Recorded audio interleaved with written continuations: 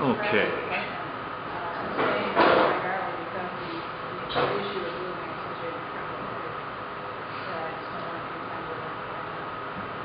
So here's the second part. Now, where we left off last time was with this, and I realized that I was looking at the slant stack of the first plane. So on the left we have a this is the record going up towards the range front in Dixie Valley with this weird simultaneous refraction, and then here's its slant stack on the right. So if I go to the next record on both windows, now I've got the sort of a more normal sedimentary shock gather on the left, and its slant stack on the right. And so we were trying to trace out some ellipses, right? If these are reflections, I mean they do look kind of hyperbolic, reflections and multiple reflections. All right, they should become ellipses on the right. And let's see, they should start out at this time, which is about 3/4 of a second. And let's see if I raise this a little bit.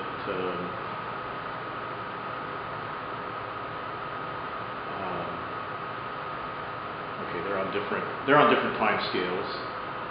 So it should be at about 3/4 of a second, 2 seconds in the center. That's 1 second, 3/4 of a second should be here, and then where should the ellipse go? Well, this reflection, if that's what it is, should eventually be asymptotic to this first arrival, and so it should, eventually the ellipse would proceed up to where this first arrival comes in, which is a very small time, okay, really right there, and fairly high velocity, or medium high velocity. So maybe that's it up here. Maybe that's the refraction stacked in right up in there. And so the ellipse should go from about here and proceed up to that. Okay. This is in X and T.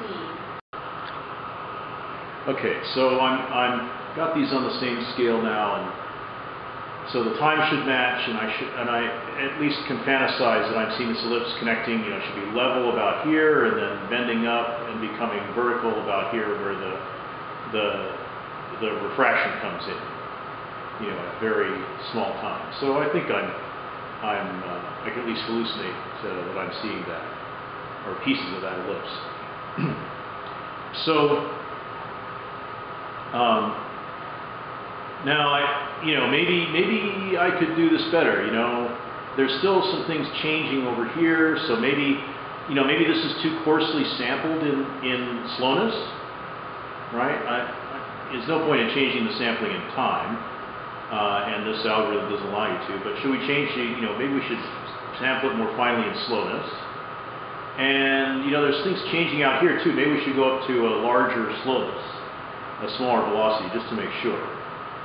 So I'll come back here, and on each plane, slant each plane, and let's see. This does not have the same parameters that I used last time. It doesn't remember them. It calculates new parameters. So instead of 48 traces, maybe I should have just because I want to see how much I need to oversample the slowness, just to be sure.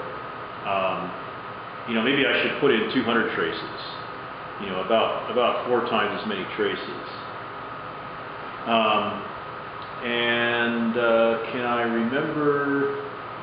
I need to remember what my slowness sampling was here. And so if I go to plot parameters, it's the delta vector, which was 1e minus 4. Okay. So I can go to some smaller value than that. Okay, back to the data, back to slant planes.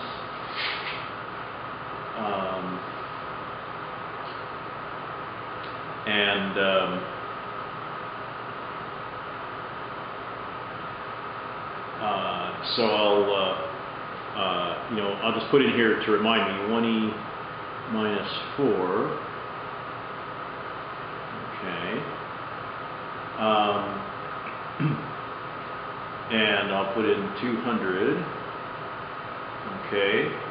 So if I divided 1e minus 4 by 4, I would cover exactly the same territory. So I'm going to go a little bit further than that.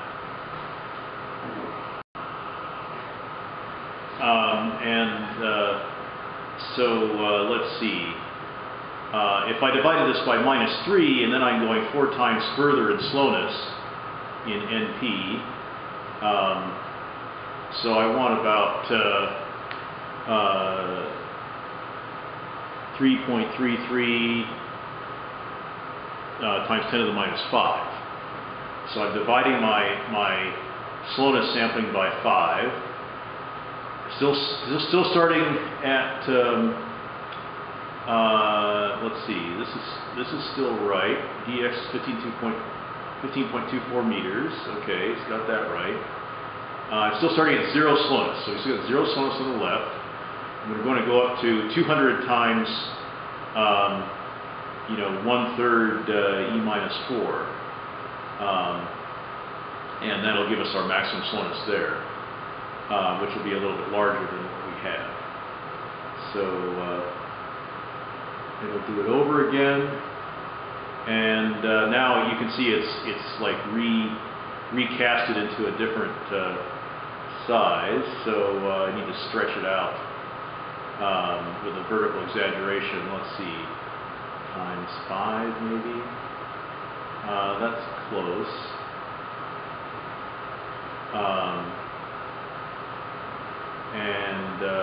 Let's see, maybe I'll divide that by 2. Divide the vertical exaggeration by 2, and then view it at 200 or maybe 150%. Okay. And I've got to decide how to clip it. 3 times RMS is usually pretty good. So what we've got here is an over spatial, is a version of this, but oversampled in slowness. And of course it looks a lot smoother. And there's also all this territory out here which we hadn't looked at before at these larger values of slowness. And we can see better what's going on here. This is interesting. That's probably a nice shallow reflection. That's we're looking at a pretty straight ellipse here, but then it smooths out into this thing, which is just the surface wave right there. And the scales are off by about a factor of 2 here, so that reflection might be down here somewhere. So really we're looking at the same thing, but there is some more detail here. We've only got 3 times as many traces. But I can decide, well, there's not a lot of detail out here at the larger slownesses. Now, what is this? 0.066. That's like 2/3. That's down to what's the inverse of 0.066? That's probably 150 meters a second. So yeah, I would guess that at 150 meters a second, we're seeing a few things, but not much. So really, in this record, there is very little that's over. Well, let's see. If 150 is out here, go halfway back. That's 300 meters a second. Maybe at at 250 meters a second. That's all we would need to go to. Okay, and that would be up to what point?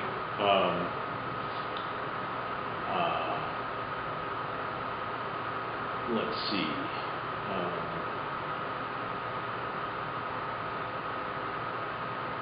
So 250.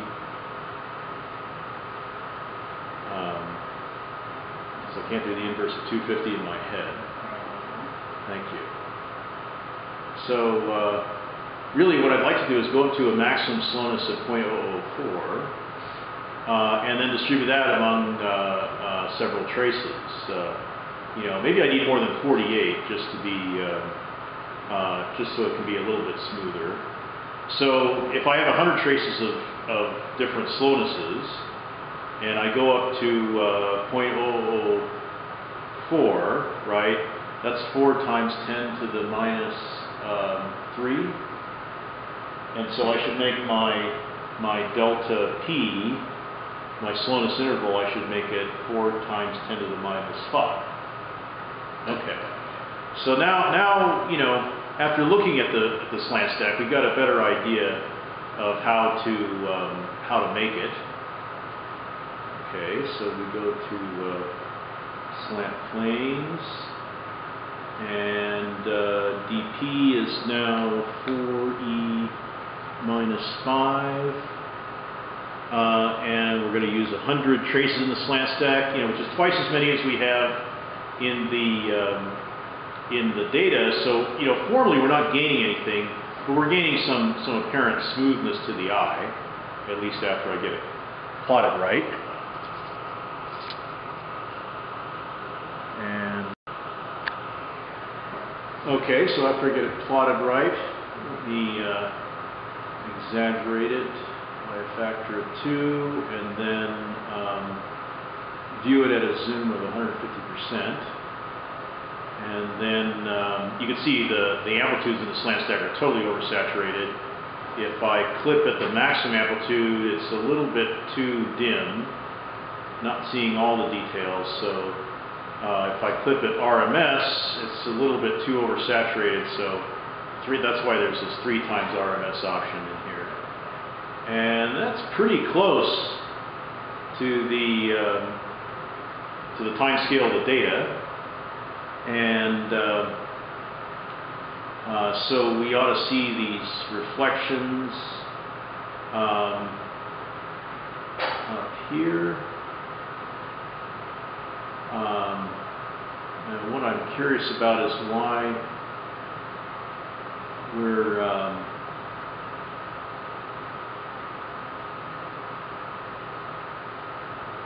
we're seeing this area up there. I hope that's not, no, that can't be negative intercept time.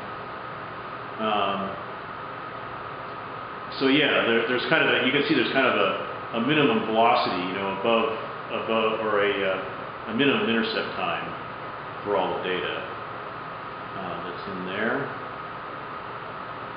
So all these things that are linear have now been made into spots, and then the reflection hyperbolas about here are, you know, approximately ellipses. And that's what I'm trying to outline here. Still takes some imagination. The ellipse is not going to connect all the way through because we don't have the whole, you know, we don't really see the reflection and the first arrival coming together. There's no doubt that the strongest thing in here is this Rayleigh wave, which is stacking in to this you know, bundle of energy here. The S wave, okay, and that's at the lowest velocity that we see in here. Probably an air wave in there too, but we can't really see it. And then these sort of more complex S waves are coming in here at a little bit larger, a little bit less intercept time, and a little bit lower velocity. I mean, excuse me, higher velocity. And then here's the first arrivals with an attached pretty strong. So we've got the surface wave, the S wave stacking into that spot there. You know, it's kind of a drawn out spot. There's these linear artifacts, and the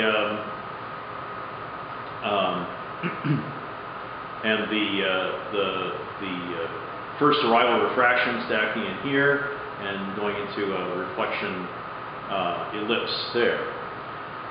Now, what else are we seeing here? We're seeing, it looks like there's a pattern of two different slopes. I mean, there's this horizontal slope. Everywhere we have something strong, there's something horizontal that comes out of it. Like right there's that horizontal line coming out. Okay, where does that come from? That comes from the edge, you know, at zero distance. The termination there, you know, looks like an impulse, and so it looks like an impulse at zero distance, and that becomes a line at zero slope in the slant stack. And then there's another edge to the data, of course, where we've got at the maximum offset, you know, the data, as far as we can tell, you know, it's zero out there. That's all we can assume. And so at a larger x, you know, we have these impulses that end the data, and those become slanted lines, okay, at a larger slope. Let's see anything, and that's about all we're seeing, you know, down in the second half of the data set, because everything seems to stack in to the source area.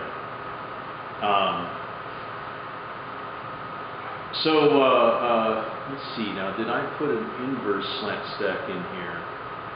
I don't think I did.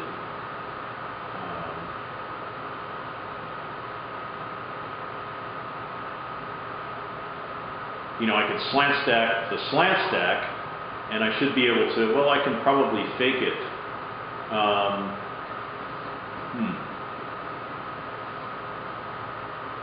See, I've got a certain sampling there, and I want a DP of 15.24. You know, I'm just throwing the slant stack through the slant stack. Oh, and I'll make it negative, right? Because I've got to change the sign. And well, let's see what happens.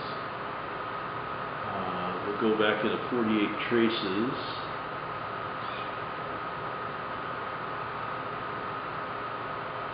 Let's see, and that's correct for the slant stack. So I'm just putting the slant stack result back through the slant stack, but I'm giving the instead of dx I really have dp here, and instead of dp I really have dx. And I'm just changing the sign to recognize the sign change you need to do when you inverse slant stack. Let's see if I got that right. Not bad. Oh geez. Okay, same. Okay, that's a representation of the first record. Sorry. Again, I was looking at the slant stack of the first record, and here's the slant stack of the second record that we were looking at. Let's go back to the first record. Okay, so there's a demonstration. Now, you know, it's not exactly right. Okay, I mean the times are pretty good. The slopes are good. What do you see that's different about this? Maybe if I do a little reclipping, maybe I gotta clip it in RMS. What do you think is different about this? You know, this is basically just applying. So this is taking the data, operating on it with this, you know, pre-multiplying it by the slant stack operator, and then pre-multiplying that by the transpose of the slant stack operator. Not bad. What do you think is the main difference?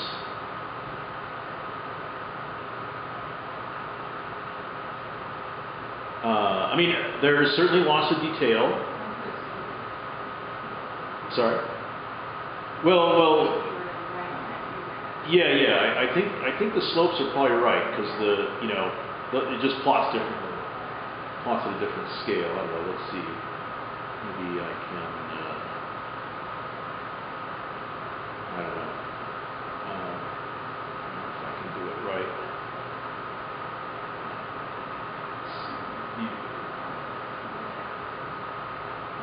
That's it. It's smoother, isn't it? It's like it's been kind of like it's been low pass filtered, isn't it? Yeah. And okay, so tomorrow at 4 we're going to prove that. Okay, that's the difference. That's the difference between, you know, if I had the inverse slant stack, you know, it would be more accurate and it wouldn't have this extra smoothness.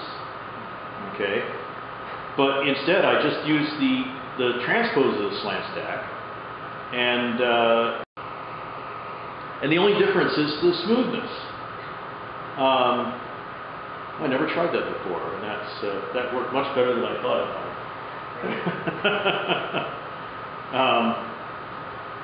might. Okay, so okay, let's look at the other record. Okay, so here's slant stack and followed by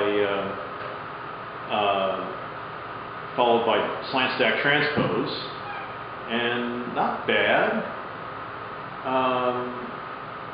Weirdly enough, I think I see it looks higher frequency out here, doesn't it? I don't know what happened. I mean, there's this low frequency stuff which we don't see in the first one. Okay, well that's crazy. I didn't realize that it worked so well. Let's see. So now, okay. So clearly I need to go to lower velocities here. So now I gotta attempt again. So I need to go up to a higher peak. A larger slowness. So let's go to, let's see, I used, so this time I'll try 5e minus 5, right? I'm going to put it into 100 traces of p, and that's still okay, the description of the original data. And now I got to stretch this out a bit to make it look similar.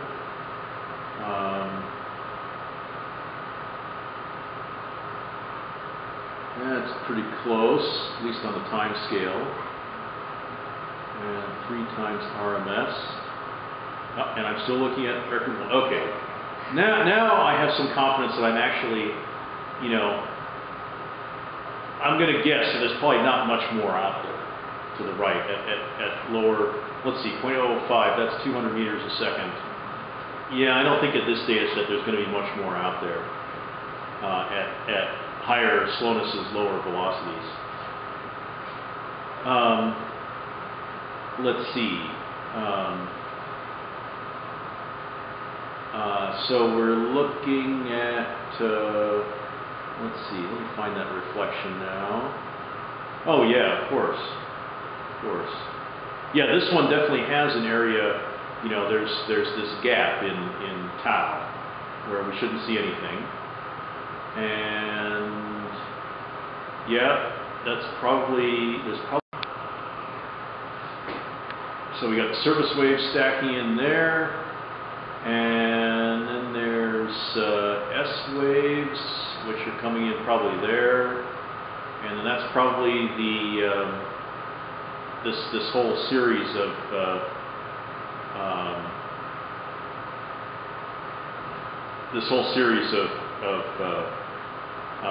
multiply reflected refractions are all down in here. And then at really high velocity, there isn't a lot to see, although we should see this reflection, which it is flat there. And so it's going to be somewhere in here. So yeah, I guess that's like the ellipsoid there. Maybe I can believe that. I sort of try to trace it. And something like that. That I picked as the ellipse.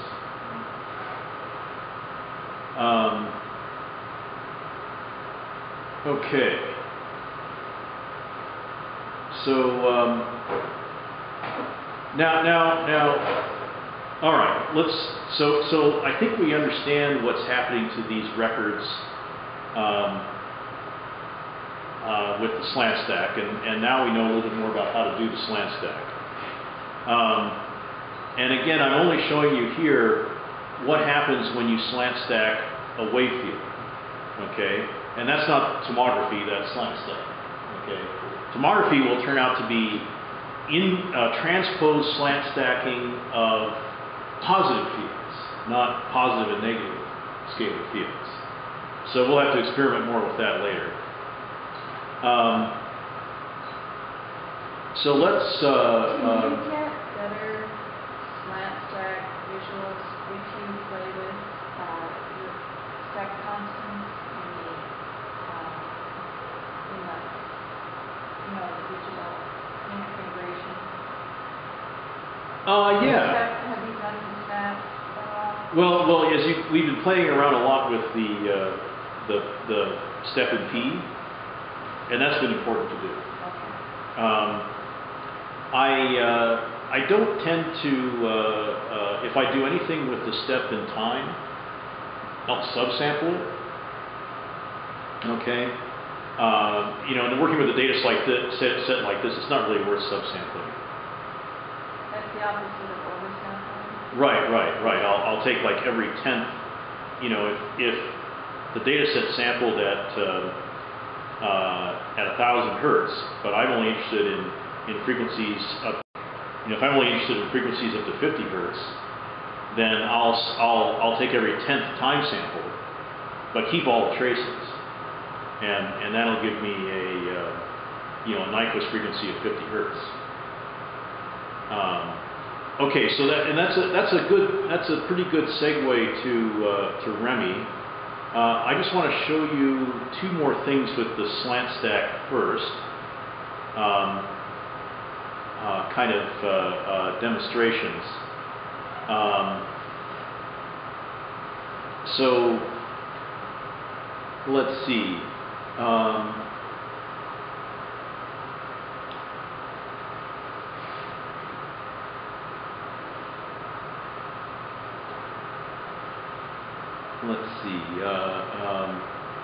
Okay, looking at the slant stack, I'm making these broad statements about amplitude. Okay, and really what most people use is semblance, which kind of adds up both the positive and negative amplitudes, but it does it over within boxes. So we draw a box, and we sum up all the absolute values of all the amplitudes within that box, and that becomes the semblance value at the center of the box.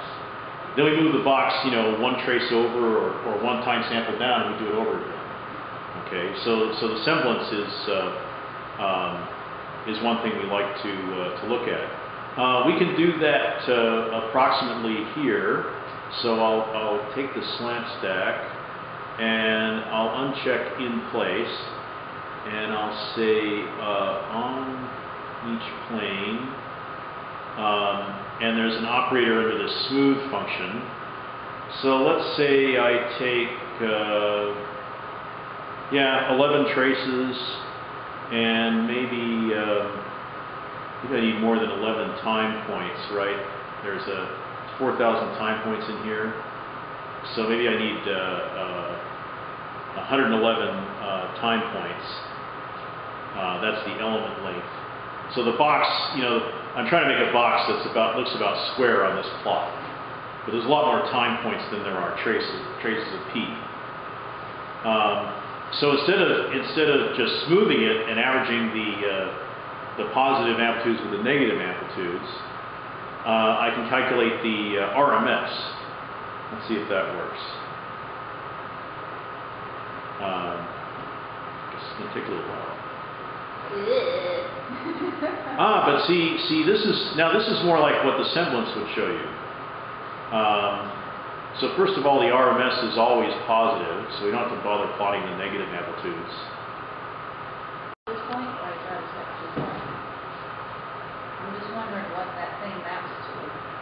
Yeah. Oh, well, okay. So let's look at that. That's a very good point. Okay.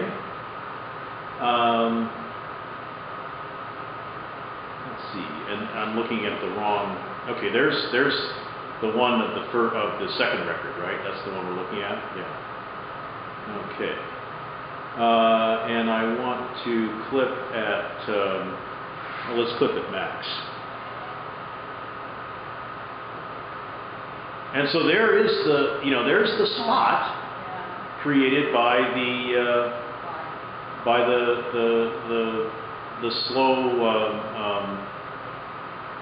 slow surface wave.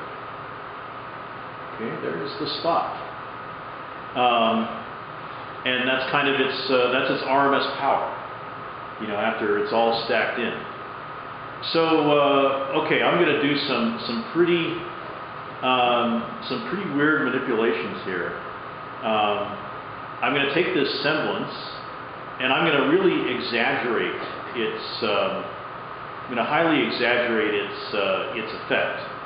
So I'm going to take the semblance amplitude, and there's you can see there's some difference between here and in the spot, right? But I'm going to square that difference.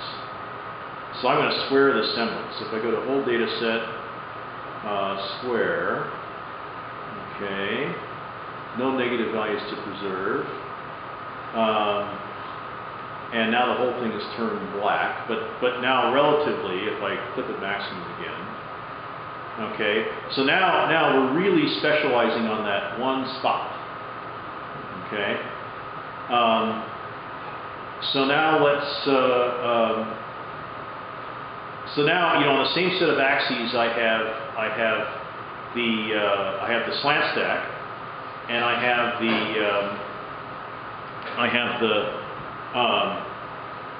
the squared semblance. Okay. So if I screen the slant stack by the squared semblance, I should have a view of only what slant stacks in the most strongly. Okay, now I have to do that by writing out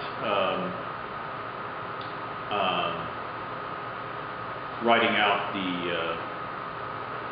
What is the definition of semblance in this terminology? Let's see. Does semblance actually involve the square, or is it just the absolute value? Okay. Just save it to the desktop. In this JRG program, I try to provide a whole algebra of stuff that you can apply, just so you can, try these sorts of crazy things.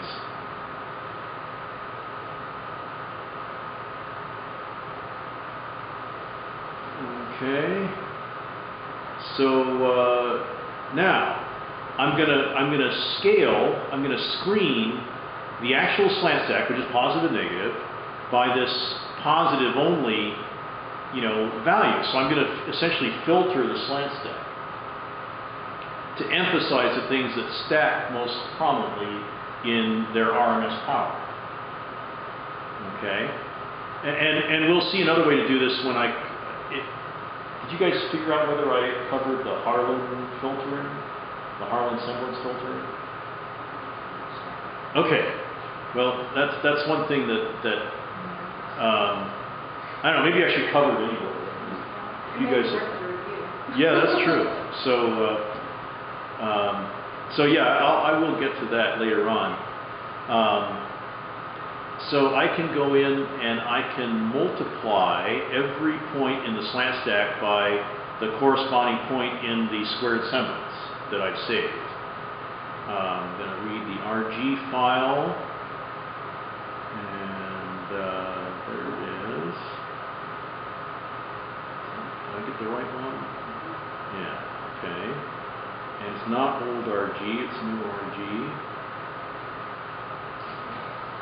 Okay, that's the second one. And then we need to rescale, because it's all crazy.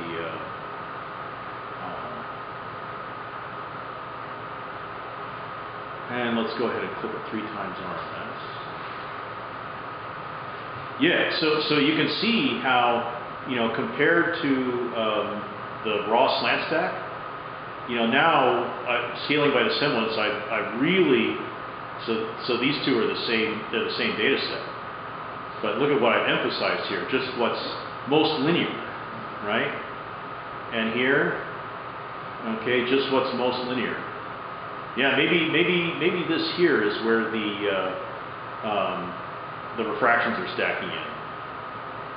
And look at that. Maybe those are maybe these. You can almost see the reflection.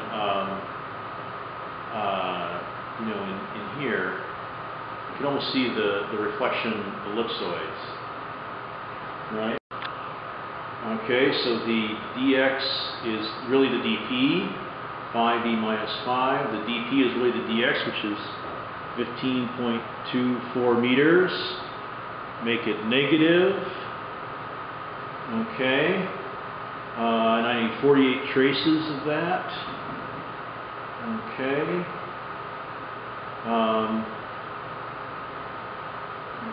So there is what's most linear in the data.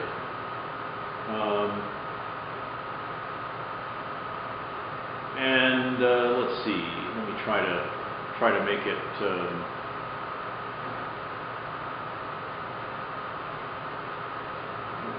Let's see. Try to make it resemble the plot. Yeah. Okay, that's pretty close. And you can see it's it's got this low frequency artifact. There's more slant stack artifacts.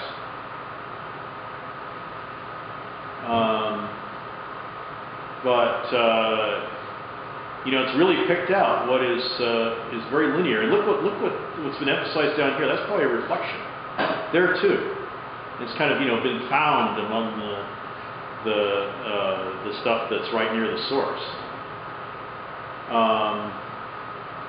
Of course, if you're really looking for hyperbolic reflections, you really need, notice the hyperbolas here are not coming out very well. If you're looking for hyperbolic reflections, you need to use a hyperbolic stack, an NMO stack. But here, if you're looking for linear things, then the slant stack can emphasize them very well.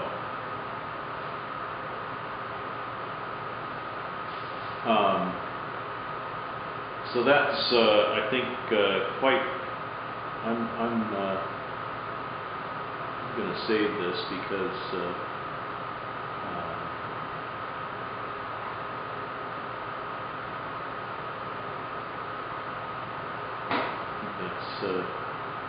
that worked out just amazingly well. What it'll turn out is that not just the slant stack, we can use any wave field transformation to do the same kind of filtering of records or sections in 2 dimensions.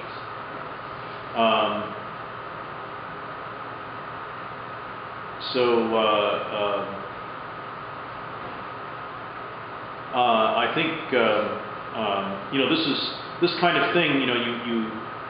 Okay, how do you filter different frequencies out? Well, you wave field transform the data to the frequency domain, and you do some sort of filter. You emphasize or you remove some frequencies in the frequency domain, and then you inverse Fourier transform. Okay, that's a simple way of doing frequency filtering. Okay, and now we can do things in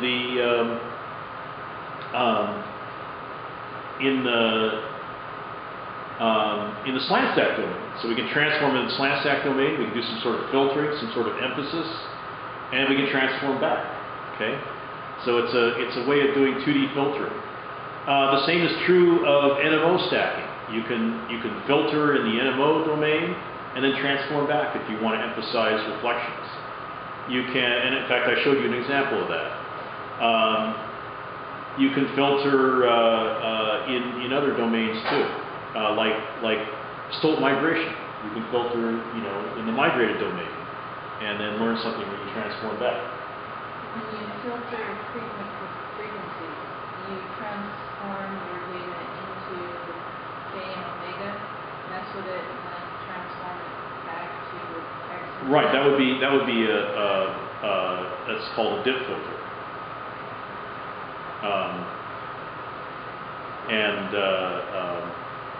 But what I was talking about is just, you know, not transforming from X to K, but only transforming from T to omega. And that's simple, you know, like bandpass filtering.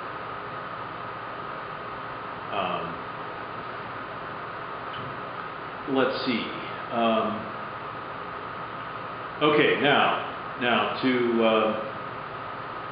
go a little bit further with ReMi, all right. You know, I'm maybe a little too impressed by what slant stacking can do here. What are we looking for with ReMi? Okay.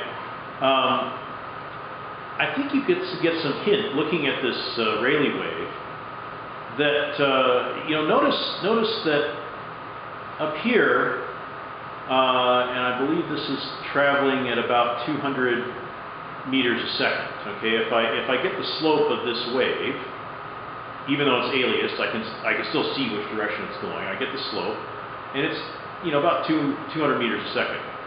But out here, you know, where the Rayleigh wave has gone further, it's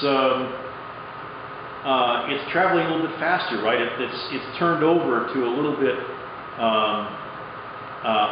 shallower slope. This is about 250, I think, meters a second, maybe even 300 meters a second.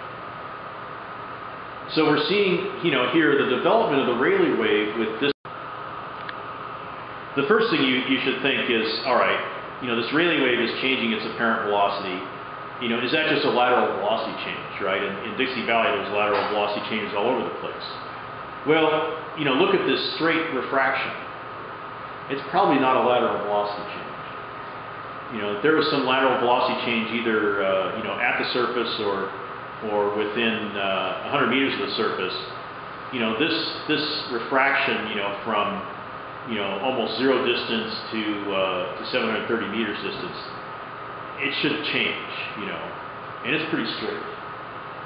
Okay, I mean, if you go up to the screen and look at it sideways, you'll probably see a little bit of a curvature, but it's pretty straight. It doesn't have as much curvature as the Rayleigh wave. So what we want to do is see, all right, you know, what's happening to the Rayleigh wave, okay?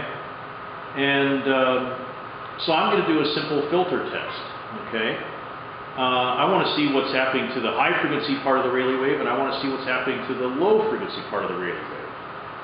So that's in methods, and yeah, I'm going to do the simple bandpass filtering I talked about, BP filter under on each vector. And let's see, you describe a trapezoid of frequency. I want to keep, let's see, so first I'll do the low frequency filter. So I start at 0 frequency, and so I want to have full response at 0 frequency. But then, you know, here's the Nyquist frequency, 500 hertz, because it's got 1,000 samples per second. I want to cut it off at 4 hertz, and then for the high down, I need to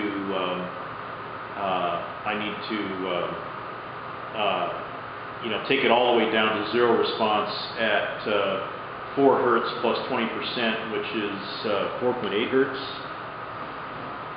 Okay. And you know, you can see this is plotted on the same amplitude scale. You can see there's not much there at under 4 hertz. This was recorded with 8 hertz geophones after all. But there is something, and if we clip it 3 times RMS, there it is. Okay. Now let's look at the high frequencies. Okay, so we'll go on each vector BP filter.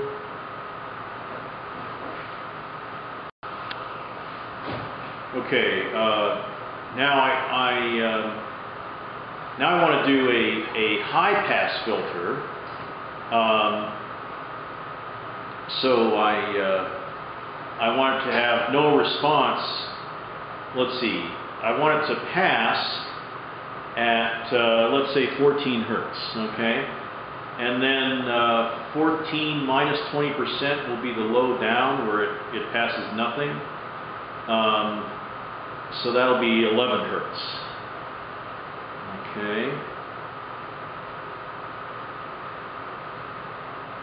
And so here is the high frequency version of this. And again, wanted the same amplitude scale, so you got to rescale it.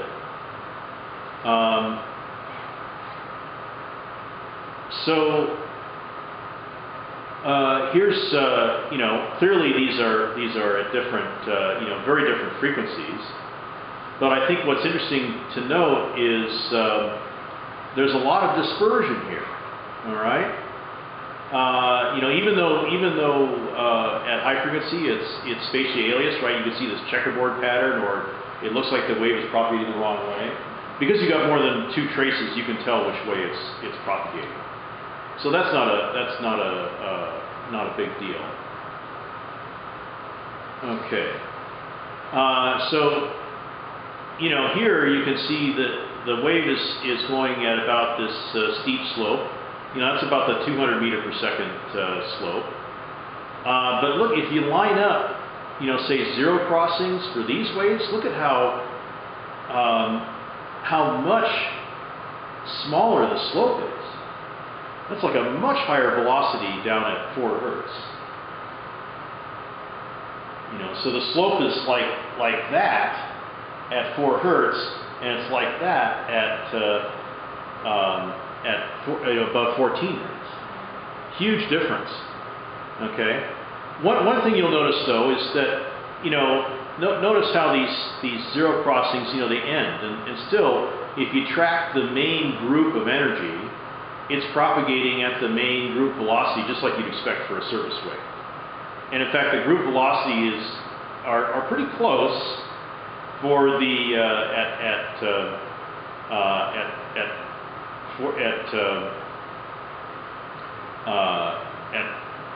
4 hertz and at 14 hertz. They're actually not that different.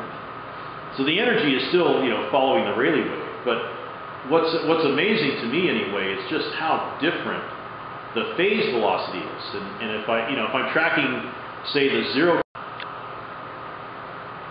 you can see these 0 crossings where it goes white to black. If you're tracking those, well, that means you're tracking phase. And so the phase velocity is really different. And the phase velocity is a lot higher at lower frequency. And why is that? Anybody have a guess about why the phase velocity would be so much higher at lower frequency? These are surface waves. So the surface wave is sensitive to velocities, within a quarter wavelength or between a quarter and 1 wavelength of the surface. So the lower the frequency, the longer the wavelength.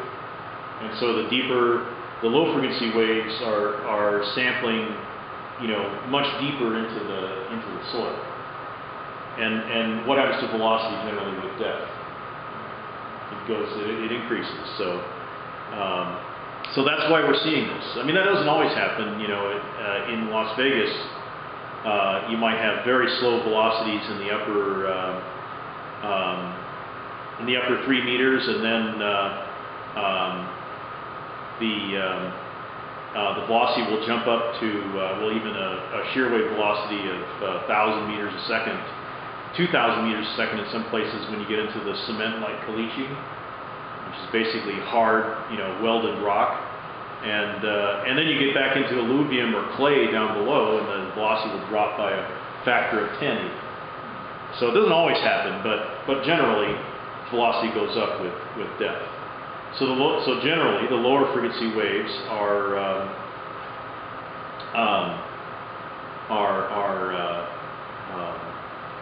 higher in their phase velocity. Okay, if we're going to analyze a surface wave, we need to create what's called a a surface wave dispersion curve.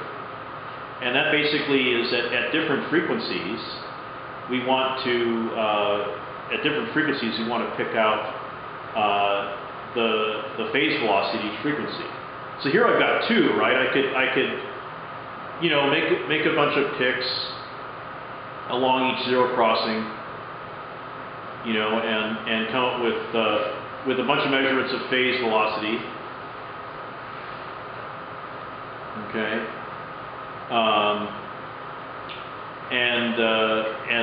That becomes, at 4 hertz, that becomes one measurement of phase velocity at one frequency. And here I could do the same thing. I could make a bunch of picks, and I have another phase velocity, and it's at a higher frequency. It's at 14 hertz. Okay. But you know what the best way to analyze phase velocity is?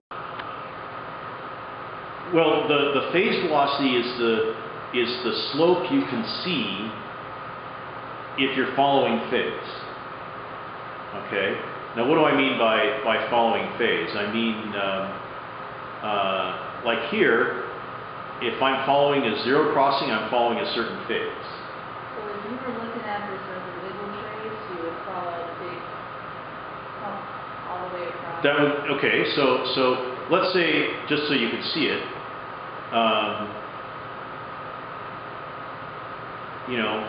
let's say I wanted to follow the negative 180 degree phase, or the 180 degree phase, which would be the negatives, right in the middle of the white. Okay. So I would pick, right in the middle of the white.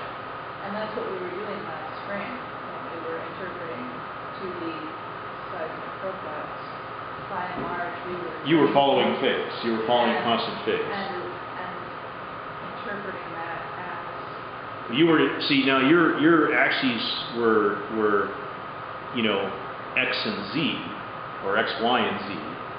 So you were finding actual dip, structural dip.